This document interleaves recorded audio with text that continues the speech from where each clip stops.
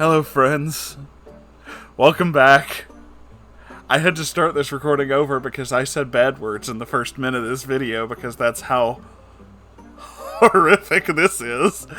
Oh, this is going to be a fun one. This is chapter 2, aka A Need to Breed. Yeah, he called it that.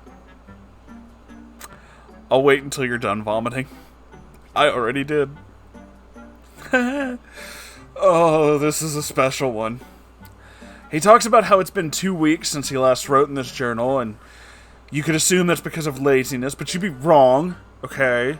Because, quote, here's the thing. I don't know what being unmotivated even feels like. I don't have the ability to sit around and loathe the idea of doing anything outside of wasting my life being lethargic. This boy. So, in this chapter, we learn some more interesting history about his father, who honestly is quickly becoming my favorite character, because his kid sucks. But this dad is having, like, an interesting adult journey. And honestly, I want to know more about him. So, his dad was there for his mother the entire time she was in the hospital. And when she passed away, the only person that he could talk to and have any kind of comfort with was this nurse. It was his wife's nurse in the hospital. And eventually they grew close enough to kind of start dating. Now, according to Greg, because it's Greg, this was in a span of 3 weeks, which means this is probably not a healthy relationship, and probably not one that's going to last. This seems like someone who is in absolute desperation after losing someone incredibly close to them, and the only person he could turn to was this lady who was being nice to him. And, you know, when you're in that level of sadness, you make mistakes and things happen. Now, I know what you're thinking. Well, what about his kid? To which my reply is, did you watch the other videos in this series? Because his kid's always been just kind of awful. This isn't a new thing, according to even the way he describes it. He's always known that everything is just terrible, that everything is just awful. So he couldn't connect with his son because his son's entire idea of handling anything is to completely alienate himself, to cut everything off, and to scream at anybody who even shows him some form of compassion. Especially his father, because he just doesn't like his father. But not everyone. We'll get to that. He talks about how much he hates this woman, who is now affectionate towards his father. She's not thin, which we know that's a trigger for Greg. He hates fat people. I know. And this wonderful note, you might believe she just wanted him to feel better, but you would be wrong. If she really cared about doing what was right, she would have given him time. Instead, she took advantage of a desperate man in a tragic situation. Stop. 2 notes. 1, everybody makes mistakes, even adults. This idea that someone older than you simply knows every single thing and will never make any kind of mistakes beyond a certain age is an absolute farce. Stop that. 2, you should already know that because you were an adult when you wrote this. And a special 3rd note. Didn't you talk about how much you fucking hate this guy? Like, why are you so worried about what's going on with your dad if you hate him? I thought that was like a thing. You know, he wasn't worth anything. Human life is pointless, so on and so forth. She is an invader, the destroyer of what little peace I have left in my home. Why do you care? Okay. This is just... wow. And then he goes on a whole rant about how much he hates sports. Because of course he does. Of course he does. He's one of those pseudo-intellectual types who thinks that all sports are just stupid, and that anyone who likes them is just stupid. And you wouldn't know because you're not an intellectual. Intellectuals don't do that. That's just stupid. It's dumb and it's stupid. I probably have a far better grasp of the English language than you two, Craig. Considering I've read your writing, I know I can write better. But, that being said, I'm also a huge fan of the New Orleans Saints.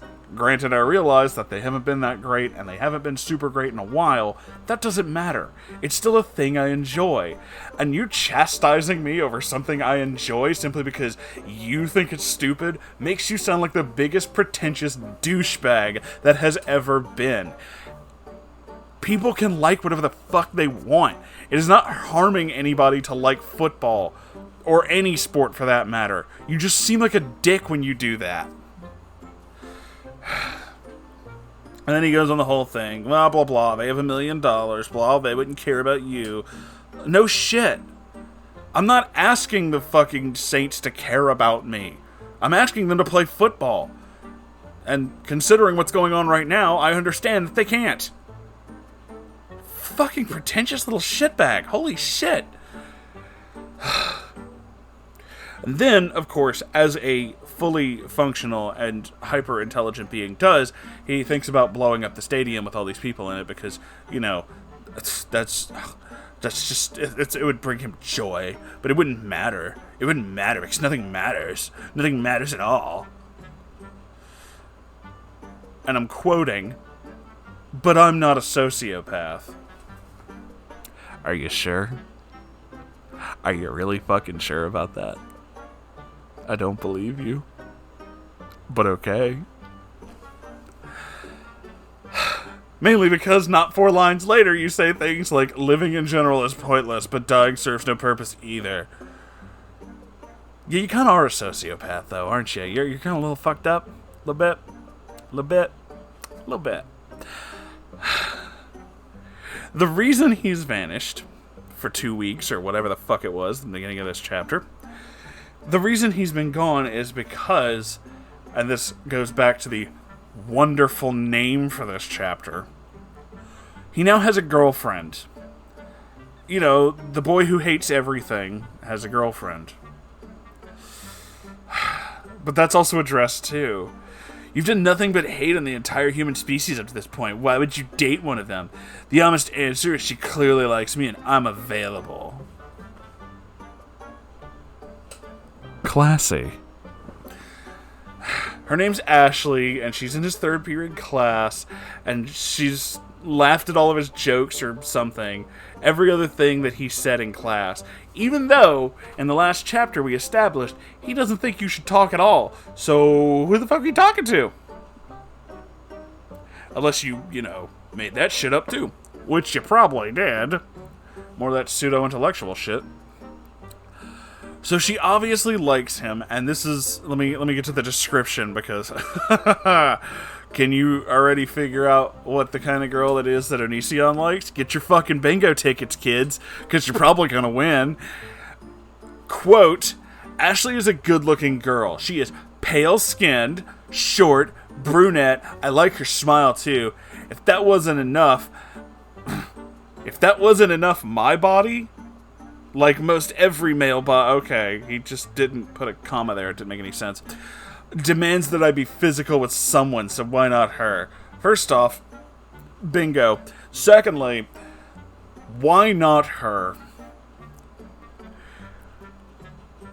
And they said Onision isn't a fucking romantic.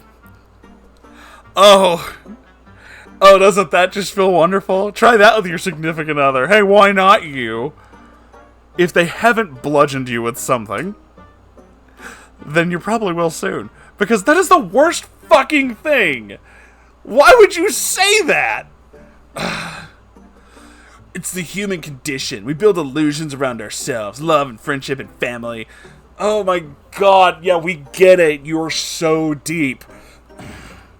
R/I am very smart. I totally fucking understand.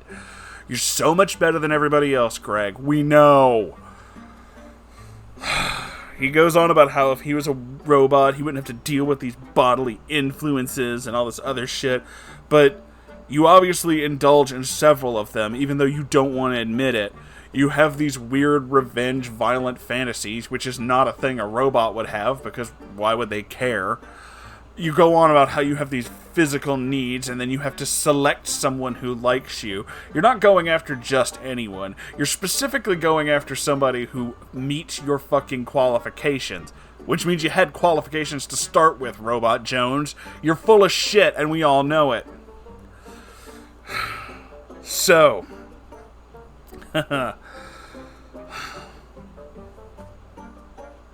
He also has this whole thing about how... I hate reading this, but I'm gonna. And you're gonna hear it. This is going in your brain, so get ready. Quote, Ashley is a product of my imprisonment. I literally have millions of little potential human lives screaming within me to impregnate her as soon as humanly possible. First off, he uses the word impregnate a lot in his books. Stop that. Stop it. If we were to reproduce, I would no doubt love those children as she produced. Like she's making carrots. She creates produce. Ah yes, the wife has produced. Yet another batch. Oh lordy. Why the fuck do you talk like this? This is, of course, because if I didn't love them, they would be less likely to effectively survive. If our species collectively lost love for children, our species itself would begin to die off. You don't understand the reason for compassion. And yet you claim you are not a sociopath. You are absolutely a sociopath if you have to ask questions like that. Nobody has to ask those questions. They're just automatically fucking known because that is so obvious.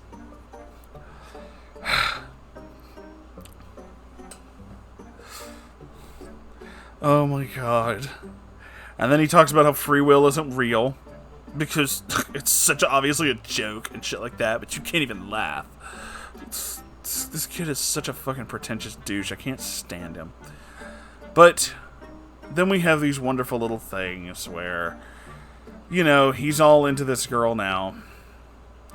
But there's this guy, alright, this teenage boy, because, you know, he's a teenage boy, and he has to describe him as a teenage boy. What is up, my fellow children?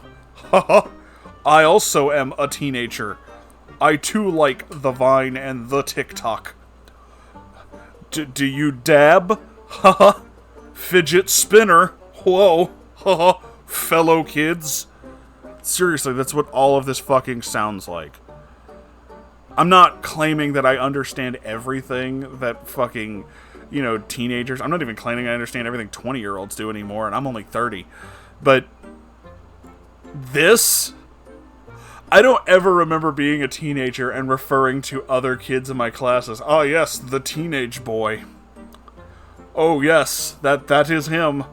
That teenage fellow. What the fuck is with this writing?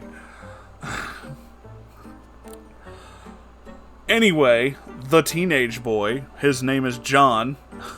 Great fucking name. He put his hands upon Ashley. He didn't write it like that, but I imagine that is how he would describe it. And basically, he groped her because anyone who's not, you know, Greg is like a sex offender, and that's just a thing in all of his books for, you know, reasons. And...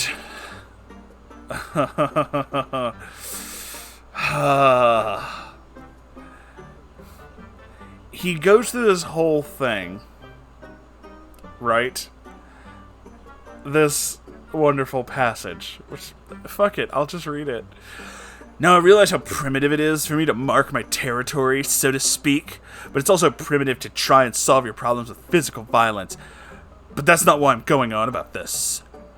Many human beings are saturated with violent and perverse thoughts, men especially.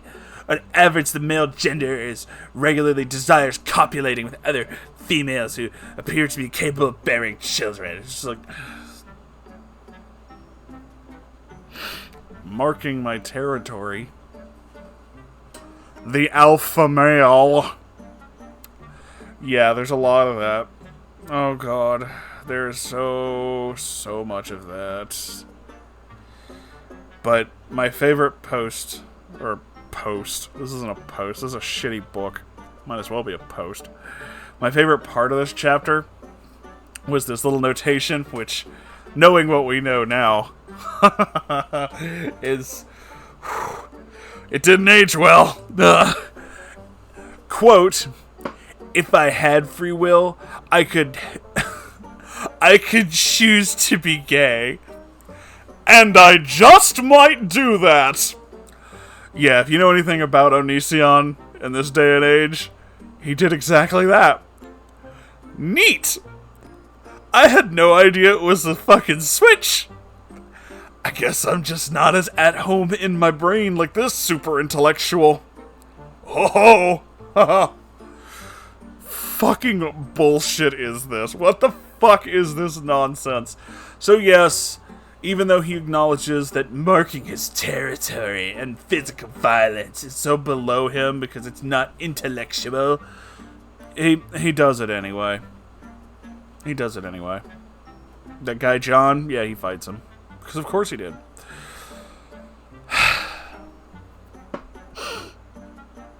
Who the fuck is this kid? Who is this written for? This is not written for, like, people who would actually enjoy this. This is not written in a way that, like, you could find enjoyment in this. I read a while back 50 Shades of Grey. It sucked, but I can think of the people who would probably enjoy that. I can think of the kind of audience this would attract, and not just because it already had, but because of the basic themes and the way it is written. It's not written great, but it's comprehensive enough that I can understand who the audience is and what it's supposed to be doing. I don't know what the fuck this is. I don't know what the fuck this is. This is just the angriest boy writing the angriest book about all of the angry he has inside of him. That is all that this is. 100% emo fest, full of fucking angst and quotes from I Am Very Smart. This whole book could be on that subreddit. This whole book could be on a lot of subreddits, and it would fucking fit. Everything about it would fit. That's the worst part. This is just... Oh, it's so I am very badass crossed with I'm so smart, and it's just so fucking painful. This kid sucks. But the thing that has me specifically going through this further is I need to know what happens to Suburban Dad. I need to know what happens to this fucking doing his best guy. This middle-aged man who is just fucking trying his hardest. He's not doing great. He fails at a lot of things. Some of the stuff just isn't working. But god damn it, if he isn't giving it his all and just really, really trying. And I 110% support Suburban Dad. He is doing his fucking best. So that's the only reason I have for wanting to read Chapter 3. And if he's not in it, I'll be really sad. He's the only character I like so far. Our main character sucks. His new girlfriend has no personality. She is just female to be fondled. He has a bully, I guess, or just some guy he attacks. That's it. That's it. I would talk about the dad's new girlfriend, but she literally only exists for 2 paragraphs, and it's about how much he doesn't like her, so she really doesn't have a personality either. Nobody has a personality except the main character. And his personality sucks! So thanks for watching, everybody. I hope you're enjoying this series so far. God, this fucking blows. And I'll see you in the next video. Okay, goodbye!